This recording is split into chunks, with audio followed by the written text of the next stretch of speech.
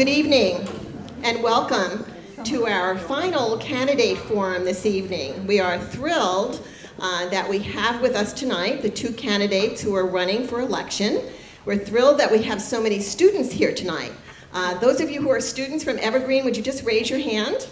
Great. I want to thank your government teacher. That's what we need. My name is Eleanor Yick, and I'm president of the League of Women Voters for Southwest Santa Clara Valley. We cover Saratoga, Los Gatos, Montecito, and Campbell. We hold many of our events here in Campbell because you have an incredible community center, and we love coming here, and we're really trying to promote our presence also in this community. And while I have you students as captive audience and future members of the League of Women Voters, because it's open to men and women, not just to women, a little history for you. The League of Women Voters was founded in 1920. It was actually an outgrowth of another organization called the National Association of Women Suffragists. And it was founded 6 months before the 19th Amendment was passed in 1920, giving women the right to vote. But California was an enlightened state even at that time, because they had given women the right to vote 10 years earlier, in 1910. So yay for California, we've kept on our good tradition there. Again, as I mentioned, the League of Women Voters was founded a long time ago. We have many chapters across the whole country. Each one is an independent league. We're in every state. We're even in we're in Puerto Rico, in Washington, D.C., even though it's not a state. And we really have two main jobs. One is education, which is tonight. We hope by hosting a forum that we are creating informed voters. You get the opportunity to be one place and hear the candidates who are running for a seat in that particular area. You see both of them at the same time, you hear both of them at the same time. And again, we appreciate the candidates who take time out of their busy schedule to come to these community forums. As I mentioned, this is our 6th and final one. So this is part of our education outreach. Something else we do is called pros and cons, and we've actually hosted or are hosting 12 of those this election season. And we figure that between our candidate forums and our pros and cons, we have impacted 600 people. And we like to think that each one of those 600 people go out and speak about what they have heard at that meeting and give their opinion so that they too are an informed voter. So our goal is education. Our second goal is advocacy. When the league studies a certain position or a certain subject, then they take a position on it. That's why you will see that some of the ballot measures, some of the propositions, if you look through the reading on it, you'll see where the League of Women Voters of California have endorsed that particular proposition. On others, they remain neutral because they have not studied that particular area and they don't feel that we have the competence to make a wise and informed decision. So look for that as you go through your ballot. One thing that I want to mention to you that I think is also a very interesting statistic, in the last election, 74% of the people in Saratoga, Los Gatos, Montecito, and Campbell voted by mail. 74%.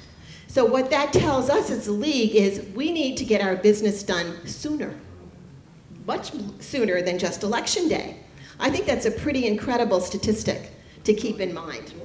So tonight, again, as I mentioned, we have two candidates. I do want to introduce people who are going to be helping tonight. We have our timer, Joan Sarlo, who's sitting right in the front row there, and our moderator will give you more information about her in just a few moments, or how she's going to operate tonight.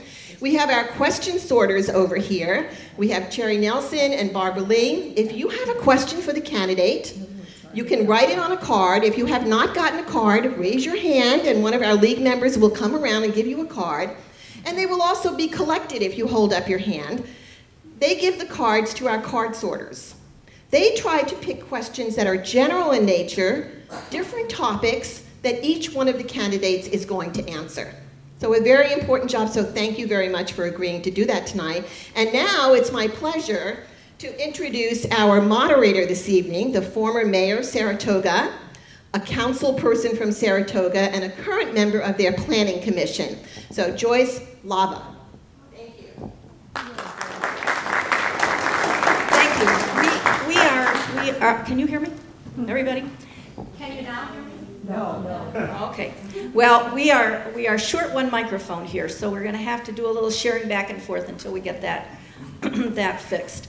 But I wanted to, before I introduce our candidates for this congressional seat, I want to also, this is a lot of advertising for the league, I understand that, but there is a website called smartvoter.com, and if you have any questions... .org. .org, sorry. It is .org. If you have any questions about the election, this is the place to go to get your questions answered. So, and we have some bookmarks here, and we have a lot of literature out on the table outside if you want to pick up any of that, both about the candidates and also about smartvoter.org. Moving on here, let me just tell you how we're going to be organizing this, this forum. First of all, I want to tell you how thankful we are that candidates are willing to come and participate in a forum like this. There are some candidates who won't, who don't want to be subjected to the questions from the audience kind of thing. But we really appreciate the ones who do. We will first, this is how this is going to work. First, the candidates are going to introduce themselves, and they get 3 minutes for that. And Joan is our timer down there, so she will be holding up cards for the candidates so they know how much time they have left to go. After that, we will be starting with the questions from after they each do their 3-minute talk. We will then be taking the questions from the audience, and each candidate will have 1 minute to answer each question. When we've exhausted all the questions, although I understand that really never actually happens, we then will give them about 2 minutes each to do a summary of a summary statement of whatever they would like to tell you that they didn't get a chance to say or whatever.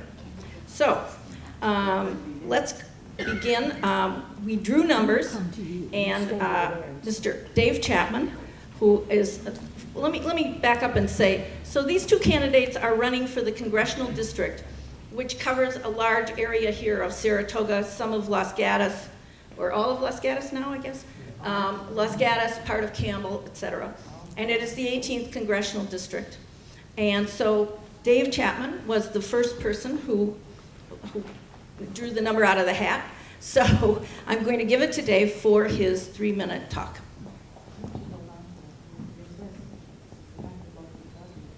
That's okay.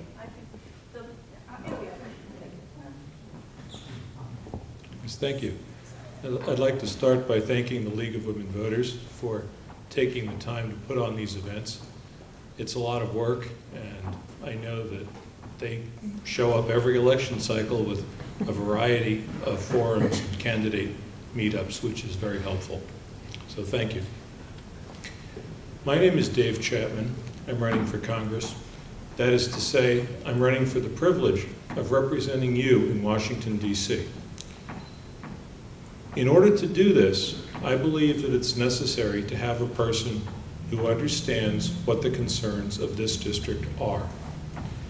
The 18th Congressional District is basically Silicon Valley North plus Silicon Valley West. We all know what this place is. We all know what happens here. Not everyone is qualified to represent Silicon Valley in Washington, D.C. I've been a software engineer for the last 25 years. I know the details, been doing embedded stuff. I believe that the #1 issue in this election cycle is jobs. We have a major problem, not only with the economy being down, but also with the government's response. Unfortunately, the Obama administration stimulus program 3 years ago created 11 or 12 million jobs, all of them in Asia.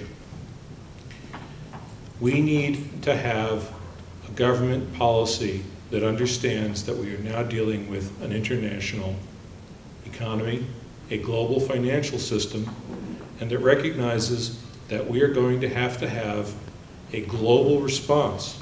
We're going to have the Federal Reserve taking responsibility for the global implications of the US dollar, because otherwise we're going to have the situation we have today.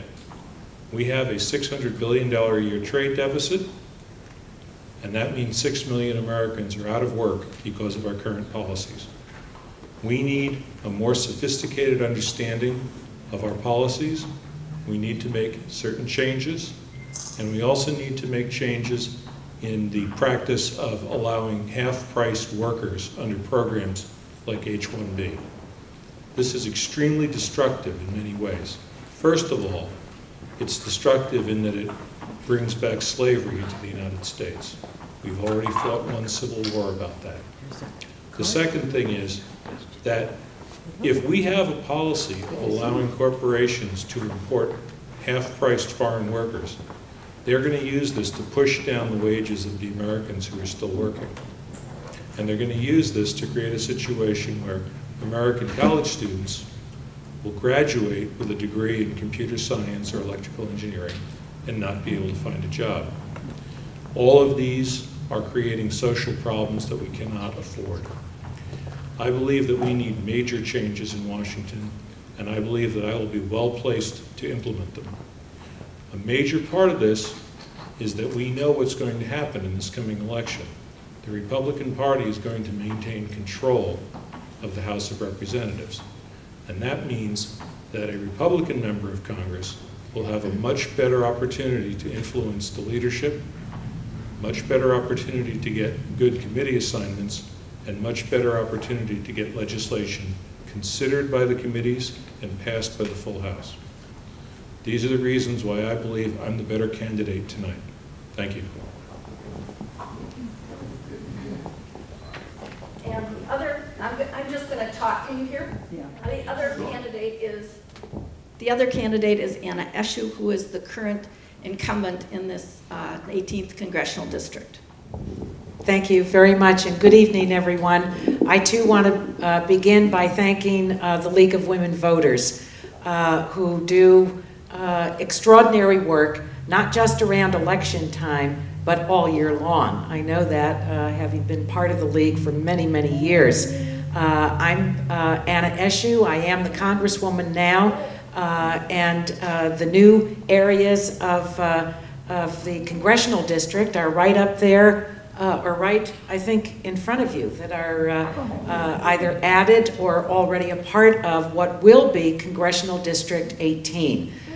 This is the first election on the heels of the Citizens Redistricting Commission in California, and of course every 10 years the lines change after the census is taken across the country. The League of Women Voters does inform and they educate, and I'm very proud to represent communities that are so civic-minded, and that your education and your information really enhances that, so I thank you. It's been my honor to represent communities in Silicon Valley, in San Mateo County, and part of Santa Cruz County over the last 10 years, and the makeup of the district. This is a very, very extraordinary place where we live, all of our communities. My constituents are inventive, they're driven, they're generous, they're public-spirited, they care about their communities. So my constituents have always set a very high standard, and I look to meet that standard or to go beyond it. I see that as a real responsibility of mine and a great honor to do so. I currently serve in the United States House of Representatives on a very important subcommittee where I'm the ranking member on communications and the internet. And of course, that is very important to our district. And the work that I've done there, I'm very, very proud of, and I'll mention a few things in a moment. I also served for almost a decade on the House Intelligence Committee during a very, very difficult time in the life of our nation, where some felt that we had to walk away from the Constitution in order to secure ourselves. I knew better. And someday, when those records are declassified, I'll probably be gone from this world. But the American people will know who stood up for the Constitution as well as securing our country as well. Prior to coming to Congress, I served for 10 years on the San Mateo County Board of Supervisors. So I have a real reverence for local government and local control and what city council members do, what planning commissioners do, and how a community is put together and how it works. Now, there is no doubt that the top concern, not only of my constituents, and certainly mine, has been to jumpstart the economy and to create policies that will help to create jobs. I only hire about 10 or 12 people between two offices, between the district office and the Washington office. But it really is to create policies that are going to serve our communities well. So to ensure that we've been and continue to be the economic engine of our nation, which is what this congressional district is. It's the innovation capital of the world. I wrote legislation and it became law. Now, mind you, I serve in the minority party, so this is not an easy thing to do. I always seek out bipartisan co-sponsors in my legislation, and we were able to pass something that I think will enhance the likelihood of startups by raising the SEC Regulation A limit from 5 million to 50 million. So I look forward to our discussion and answering your questions this evening. Thank you. Okay, thank you very much to both of you. Do we have now questions here? No?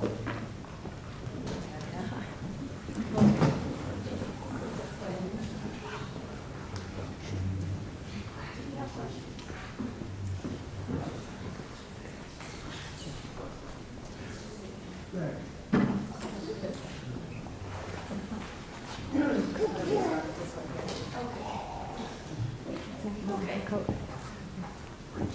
Okay, first question. Do you think the federal government is overspending? And if so, what would you do about it?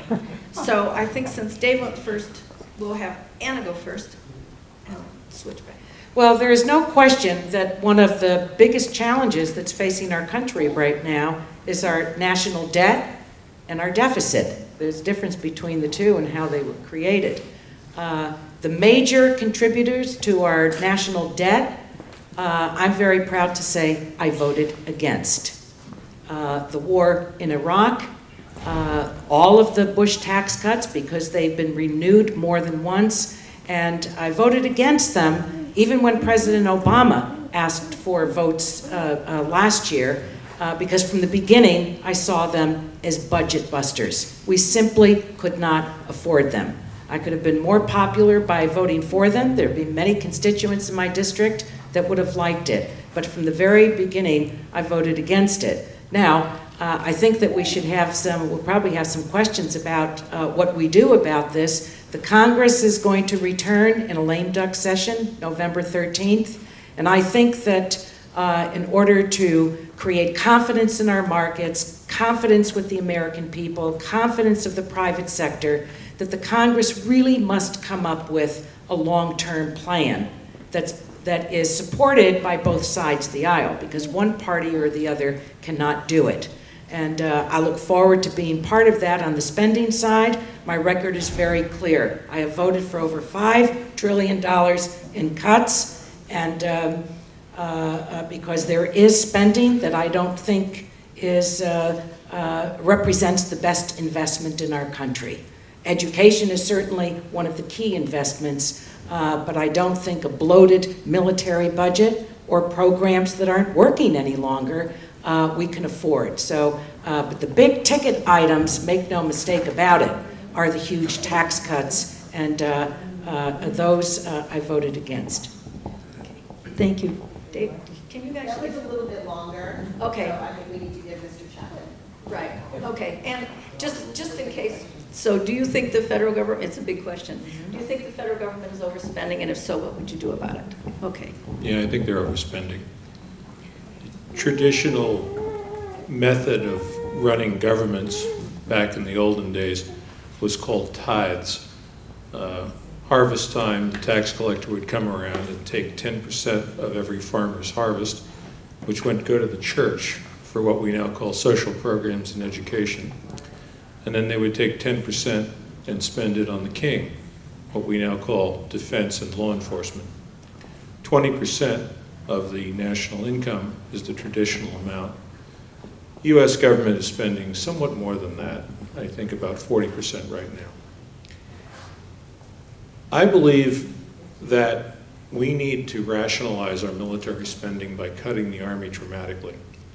I believe that the United States is naturally a sea power, and I believe that we should maintain the Navy at about its current capabilities, including the Marine Corps and land-based naval aviation.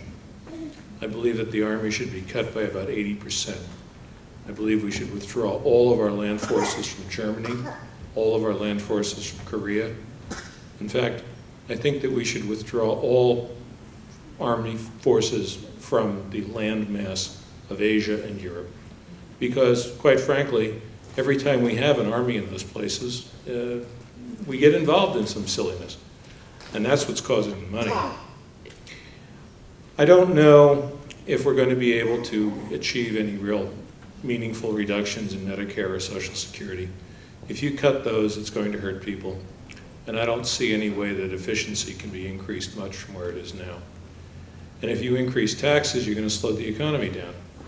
So the only things that I can see that are worth doing in terms of changing the pattern of federal revenue and federal spending is U.S. armed forces in Korea and Asia, U.S. armed forces in Europe, especially Germany, and a little bit of miscellaneous trimming in the miscellaneous activities of government.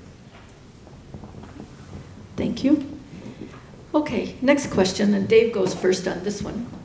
And this will be 1 minute, yes, we're better organized now. Okay, what are the top 3 or 4 priorities you have if you are elected?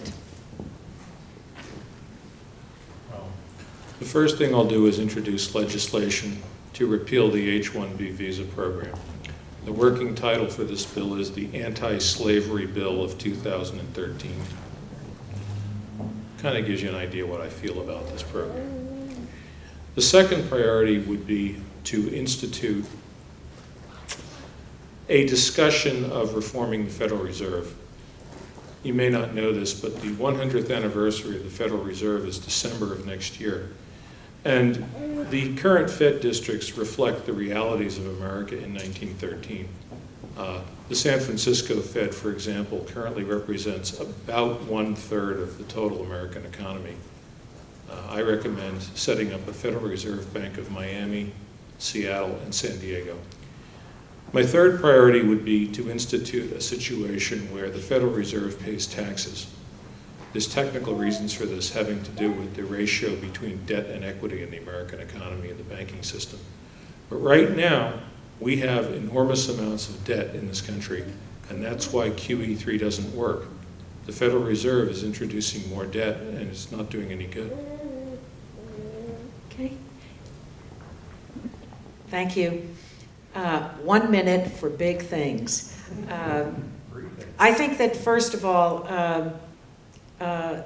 continued economic growth. And there's a delicate balance because, as I said just a few moments ago, we have to address our national debt and the deficit. So these are not easy things to balance out, but we must. So number one, job growth. When there is job growth, people are working and they're paying taxes. That strengthens the trust funds for Medicare and Social Security, which I have always voted to protect. So those two things, addressing the budget debt and deficit, and certainly job growth, are two of my top priorities. Okay. Okay. And now, Anna, you're first on this question, although Dave kind of covered this. Question is, what, with H1Bs, H1B visas, and the question is, why are H1B visas allowed when we have many unemployed qualified candidates? Please. Well, I think that it's an excellent question, and it's really, I think, is the genesis of Dave's candidacy, not once but twice. He feels very strongly about it, and I respect that. I think that there's a place for H-1B visas. I don't agree that they should be eliminated, but I do know that there have been abuses of it, as there are with many things. People find ways to get around them. And we, at one time, raised the limit, the ceiling for H-1Bs. We brought it back to where it was originally. And Congresswoman Zoe Lofgren and myself offered, I think, very important and sensible legislation to close the loopholes. But I think a trained workforce, as well as being welcoming to bright people from other parts of the world, is a good set of bookends. The purpose of the H-1B visa program is to import cheap slave labor. The program is designed to be abused. The fact that the visa belongs to the employer and not to the immigrant is the thing that makes it completely unfair, completely unfree, and completely contrary to American ideals. If we want to have immigration, and if we want to have people come to this country, we have to treat them with dignity. We have to treat them with respect. We cannot allow an immigration program where people are prohibited from changing jobs, where they are constantly under the threat that if their employer fires them, they could be deported, and where they are being paid half. This program is just an evil thing. It is completely resistant and impervious to being reformed. It has to be nuked. Thank you. Okay, next question. I think Dave goes first in this one. What are some specific steps you think need to be taken to stimulate the economy further? Yeah, the Federal Reserve needs to start paying taxes, that is to say equity or dividends. Right now we're at historical debt-to-equity ratios all throughout this economy. And if you do what the Fed's doing right now, which is to inject more debt either into the bond market or into the banking system, it doesn't do any good. We all understand that if you have $1 million in the bank and it's your money, that's one thing. But if you have $1 million in the bank and you have to pay it back in 6 months, that's a different thing. Now, the money supply figures and the Federal Reserve's theories of what stimulates the economy are all based on the idea that increasing the money supply will increase spending, will increase jobs. It's not true. We can see that it's not true. If you increase the debt levels, it doesn't really do anything. So either the Fed pays on the order of 1% of GDP per quarter, that would be about $140 billion every 3 months, or they pay an equivalent amount in dividends to Fed member banks. That would increase the economy. Okay, thank you. And the question again? It was, what are specific steps that you think need to be taken to stimulate the economy further? Thank you. I'm a very practical person, and I have looked and researched over 40, 50 years of the history of our country and what has always served us well when we invest in them. And they are the following, and it's not in any particular order, but these are the things that have always worked, and there has been job growth and economic prosperity when we invest in them. When we invest in education, when we invest in capital formation, when we have a solid working immigration policy, and when we invest in the infrastructure of our nation. And those are guideposts for me, and my votes match what I've said. And I am dogged in pursuing those investments. If America doesn't, then we will not, it will not be written by historians that the 21st century is an American century. Okay. This question, I think Anna goes first. And this is the question, do we have a national security problem when we have foreigners with jobs in the U.S., corporations, when a large area of that corporation is creating some kind of security software that would work against the U.S. if it was known globally? Well, having, whomever submitted the question, it's an excellent one. Having served almost a decade on the House Intelligence Committee, I know more details about this, happily, although it was a committee that kept me up at night because there were many sleepless nights given knowing what I knew. The process for securing a security clearance is a very, very difficult one, and it should be. And I can say that with a great deal of confidence, that I know. And I think we have to start moving away from operating out of fear. Just because someone is a naturalized citizen does not mean where they come from automatically makes them suspect. But rest assured that to secure a national security clearance is a very, very stringent process, and it should be. Okay, Dave? Yeah, about 4 or 5 years ago, I was working for the Office of Naval Research. I do not have a security clearance. I've never had one. It's convenient. It allows me to say things that I know that I would not be able to talk about if I had a clearance. The degree to which the secret technology is not known to people who are in the uncleared world is exaggerated. What tends to happen is that the cultural norms that allow people to do stuff spread into the community generally and become known to people generally. Back in the 70s, we used to joke that it was a good thing that all the student radicals majored in political science, because if any of the engineer students had decided to become radicals, we would be in a world of trouble. The question goes to whether we can trust people who have come here from the People's Republic of China in particular and put them in charge of making things that go boom.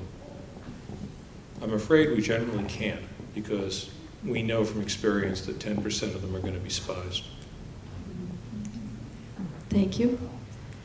Okay, next question. In the news today, the questioner heard that the average college loan for this year's students is $26,000 plus upon graduation. How can students deal with this? What's the role of government in dealing with this? And can these loans be reduced through military service, teaching, or overseas service? And I think we'll see. Dave goes first this time. Yeah, that's a tough one. A major part of the student loan problem comes from these fake colleges. You know, the Happy Monkey School of Make-Believe Nursing Training. I believe it's located in San Diego. You know, the central problem here is that, you know, if we have made the national decision that we're going to neglect the high schools and we're going to not teach people in high schools what they need to know, to where some, I don't know, Foothill and Deanza report that about 1/3 of the kids who show up have to take remedial math or remedial English. It would be better if the high schools did their job right, and then we didn't have to have so many people go to college. And I know everybody's, oh yeah, you should all go to college. It's not true. But the bottom line is, if somebody graduates from Stanford with a $26,000 debt, that's one thing. But if they graduate from Cal State East Bay with $26,000, that's another thing. Anna? Well, as I said a moment ago, our country is not going to prosper economically and every other way unless we invest in education. This is where there is today a real squeeze on the middle class, because an education, a college education, is costing more. It's why I fought successfully to bring about a law that took the middlemen out of the business of writing up college loans. And so we took all of the money that was saved from the middlemen and the banks and reinvested all of that into Pell Grants so that there would be more students across the country that had access to these Pell Grants. I'm very proud of that. I think it's a proud moment for our country because it speaks to a great value. But we also fought very hard to lower the interest rate and to keep it cut in half. And that occurred this year, and I think it was because of the advocacy of so many students across the country. I know they spoke up here in our congressional district. Thank you. We have, I don't know if you're hearing this, but we have a rare area of agreement between the Republicans and Democrats here. That was a good thing. Okay. Well, I didn't agree with everything Dave said, though, with all due respect. I just want to say so for the record. Just the idea of taking the middleman out of the loaves. The difference is that she's not in favor of burning them at the stake. I'm not gonna comment anymore because I'm gonna get in trouble like Candy Crowley. Okay. What specific trade policy changes do you want to work on during your term? And so I think this must be Anna first. Well, the way trade agreements come about is that the administration, in my service in the Congress, it's been with Presidents Clinton, Bush, and Obama now. The administration negotiates the trade agreement. They send that up to the Hill, and then we respond to what they have sent to us and amend it. Now, there are some trade agreements I have voted for. There are other trade agreements that I have voted against. I think that, number one, that we have to always be mindful that the American worker comes first. The American worker comes first. We want Americans to be employed. We want Americans to earn good salaries. We don't want to reward companies for shipping jobs overseas, but we know that we need to trade because we want our products to go around the world. So I have a set of values that I subject any proposed trade agreement to, and you can see how I have voted and how I have applied those values. Some contain them and some don't. Some are close calls, some are really easy calls because I don't think the trade agreement is really stands the test of my values. Well, I was opposed to the U.S.-South Korea Free Trade Agreement for the same reason that the major labor unions were opposed to it. Most people who had studied it in detail agreed that it would cost about 150,000 American jobs.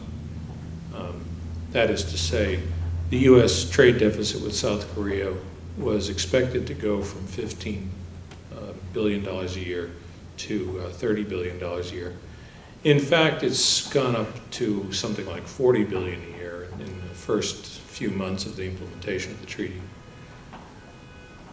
Back in the day, a guy named Bob Zoellick was a U.S. trade representative, and he had put things under a more even keel. The new U.S. trade representative is not a person I respect or have good relations with. I believe that one thing is important about free trade agreements: they should not touch upon immigration issues. NAFTA required that the U.S. issue visas to Canadians, and it would have required in the first draft issues to Mexicans.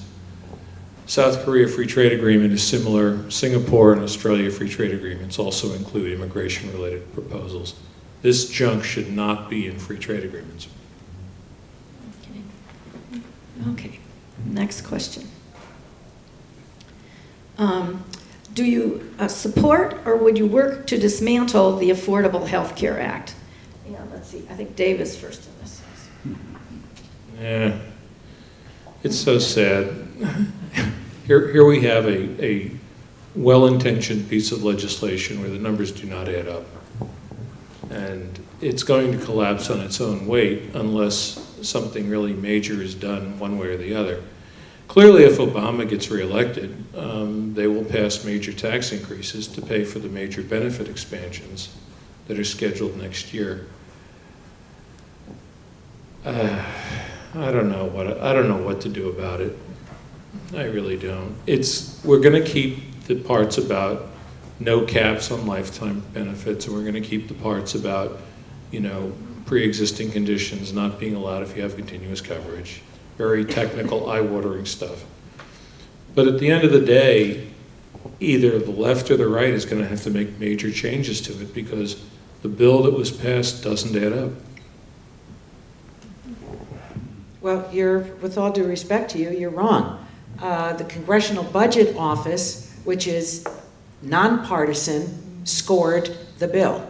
That means that they go through it and they make the determination, as they do on all pieces of legislation, what the costs are and not the benefits. They don't examine the policy. That's not their job. But they scrub the numbers. And you're totally inaccurate in the way you described it, because it pays for itself. Well, you either don't understand it, haven't read it, or didn't read the CBO report. I'm very proud to have helped to write this legislation. For almost 100 years, there have been attempts by Republican presidents and Democratic presidents to put together a national healthcare system in our country. The costs of the private sector system, we're breaking our backs, so it's not competitive, not fair, with 40 million people left uninsured in our country. I don't think that's the best of what America could do. So I'm very proud of it, and in my closing statement, I'm going to tell you some of the reasons why I'm so proud. And I think it's a great achievement for our country. And I feel blessed that I was in the Congress to help write it and to help pass it. Okay, and I think, Anna, you're first on the next one. Is this, this is follow? No, oh, no, question. on the next, it's the next question. Oh, okay. I know. I would really like to have you two kind of go at it, but as I say, I'm a little afraid of the candy curly thing. So I think I'll just ask the questions. Sure. What are your positions or thoughts, I guess, on alternative energy systems and global warming? Well, I am on the exclusive committee. It's the only committee I serve on in the House because it's very powerful. It's the Energy and Commerce Committee. So I have worked very hard there to promote and to write legislation on alternative energy sources. As long as the United States of America is dependent on other countries, many of them not very friendly to us, and we are addicted to fossil fuel, it's not good for our country. So I believe in alternative sources of energy. I've worked to promote them. I voted to make investments in them. And I think that it's a march to folly to think that fossil fuels and what is emitted in the air that we breathe and the water that we drink and what it does warming up the earth. And so my record is very clear on the votes that I have cast. I voted for the energy bill, which was a very controversial bill, and I was fearless about it because I thought it really produced a policy that would produce the right direction for our country. We only possess 2% of the world's oil, and we consume 25% of the world's oil. Okay. So drilling, we can't, we will never capture what we need. So we have to move to alternative energy sources. Okay. And Dave, you can get a couple extra minutes, or a few extra seconds here because, so the question is on global warming and alternative energy. Yeah, well, let's just stipulate that global warming is for real. We don't know how real. We'd rather not find out the hard way. Some years ago, I got a master's degree in semiconductor physics, and my thesis topic was amorphous silicon solar cells. I still remember a little bit about the subject. Our goal in those days was to beat nuclear power. I think the solar industry beat nuclear power about 5-6 years ago. The problems with getting rid of fossil fuel are primarily political and economic, and they go like this. In order to make the United States self-sufficient in gasoline, you're going to have to pay $8 a gallon for it. In order to make North America self-sufficient in gasoline, you're going to have to pay $5 or $6 a gallon for it. But if you're willing to buy gasoline from people like the Arabs and the Venezuelans, who would just as soon kill us as give us the gasoline, then you can get it for $3.50, $4 a gallon. That's the political reality of it. So far, every time Congress has been called upon to vote on a bill like the one mentioned, it's some giant mishmash of subsidies, special interest crap, research grants for clean coal, and you know, just nobody really wants to grab the bull by the horns and take a good look at the situation, because it's ugly. It's going to cost a lot of money to fix the fossil fuel problem, and the average American voter does not want to pay $8 a gallon for gasoline. And that's what it will cost if we go to a full alternative situation. As it happens, there's a lot of people around here who would be willing to do that, either for national security or environmental reasons. But the people in the 18th Congressional District make 3 times as much money as the average American. Selling it to Joe Sixpack in St. Louis, Missouri is going to be real hard. Okay, so Dave, I'm going to make this the last question because we want them to have time to summarize. So, do you support more regulation on Wall Street and the big banks? Yeah. I think we should throw a bunch of them in jail tomorrow.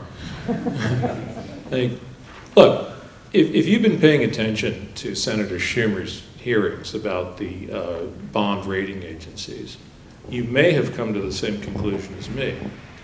Those people are all guilty of fraud, and they all belong in jail.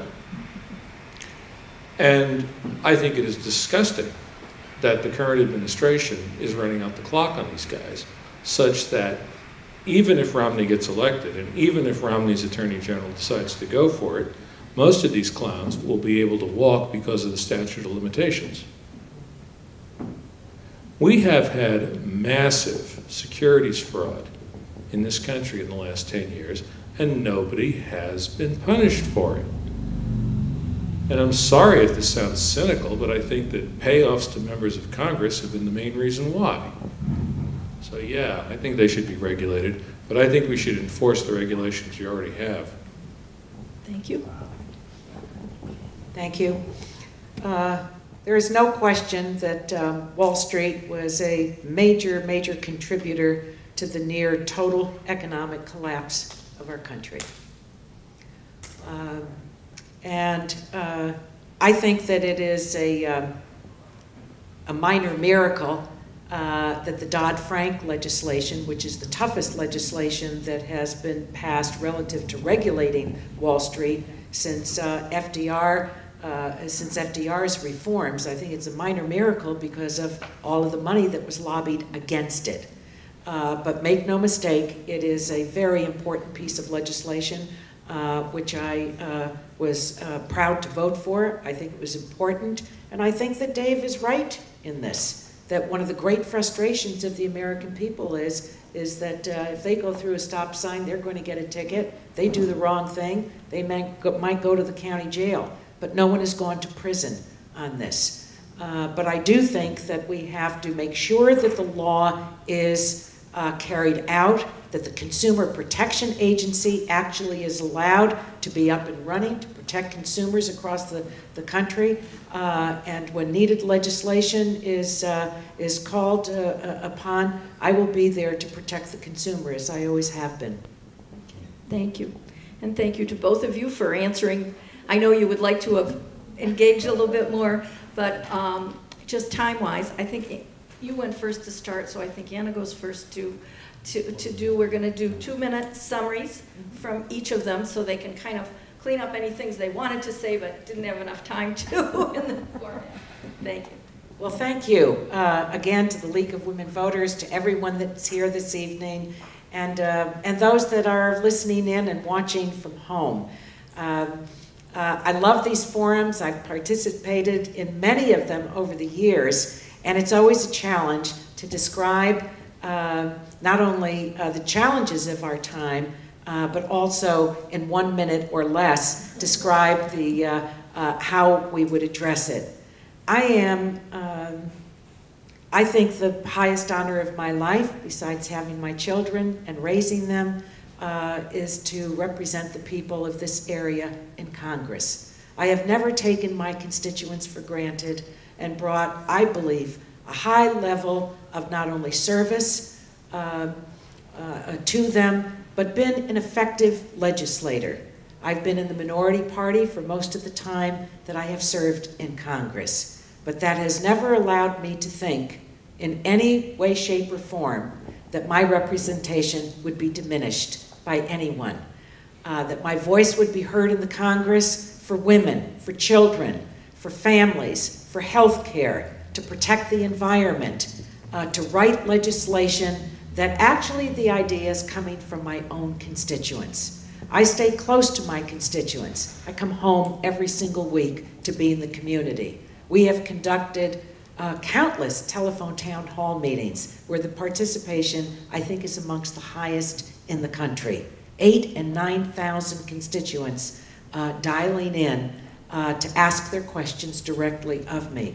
So I'm proud to have helped bring a patent office to Silicon Valley. That's going to be very important for job creation. I'm proud of children being protected and seniors being protected in the Affordable Care Act.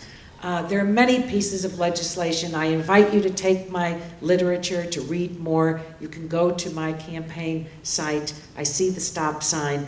And so I'm going to close on the note that it's an honor to represent you. And I know that you're all going to go out to vote. And I ask for yours with the confidence that we will continue working together and that you will always be the greatest source of pride to me. Thank you very much, everyone. Thank you. Dave. Yes. Thank you again. Anna Eshoo did a great job when she was a county supervisor and has done an acceptable job in Congress these last 20 years. But there's not much you can point to. And when you look at the answers to the questions, it's very striking to me that I have detailed, specific proposals with a philosophical basis for these proposals, and she's talking happy talk and pablum and generalities. Anna Eshoo is a creature of the past. She is a creature of the Tip O'Neill era, and she is a person who is not going to be able to make the transition to the 21st century. I believe that what we need around here is somebody like me representing us in Washington. You need somebody who actually knows how the stuff works. Because, you know, we're going to get ourselves some kind of a cyber attack one of these days. It's really going to happen. And when that day comes, you can't afford to have people in Congress who think the internet is made out of tubes. You need people who actually know how this stuff works.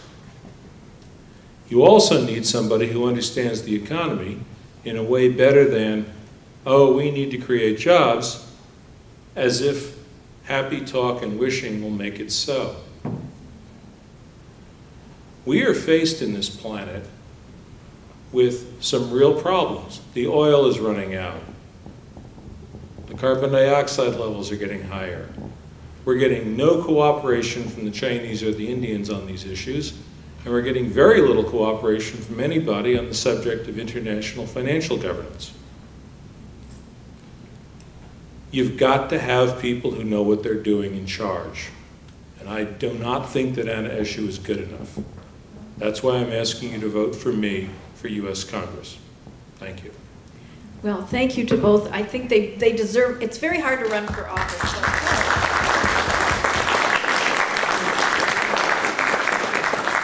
I've done this, and I can tell you from personal experience, I've won and I've lost, and it's very difficult to run for public office. And so I think I have a lot of admiration for both of them, that they're up here and defending their ideas. And I thank all of you for coming tonight. We are going to, at 8 o'clock, we are going to have the West Valley, is it West Valley Evergreen? No. Mission College District Board. So we're going to do a swap here and then get started with that. What? Thank you. Thank you.